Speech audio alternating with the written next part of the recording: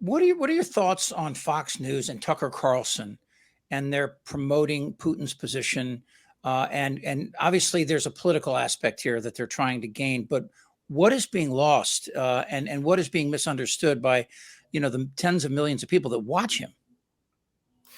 So this has gone way beyond free speech. I took an oath of office when I became an FBI agent to preserve, protect, and defend the Constitution. That means I was willing to risk my life for somebody like Tucker Carlson's right to free speech. We are way beyond free speech at this point. We are aiding and abetting an adversary when we see what Tucker Carlson is doing. Wait, time out. You mean legally you're saying that Tucker Carlson is violating the law?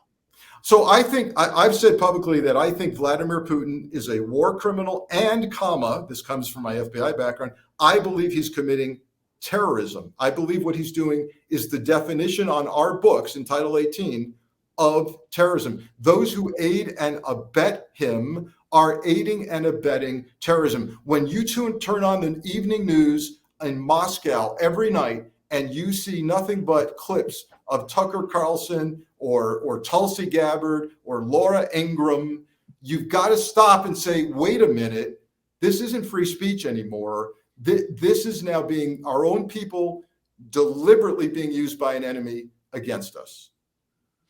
Wow. Brother Frank, last night we heard that old Alex Jones went over to the Department of Justice and was crying like a baby for a plea deal. What's your take on that? Alex Jones needs to go away for the remainder of his miserable life. I grew up in Connecticut, right next to Newtown, Sandy Hook. They were in our athletic league. We played them in sports.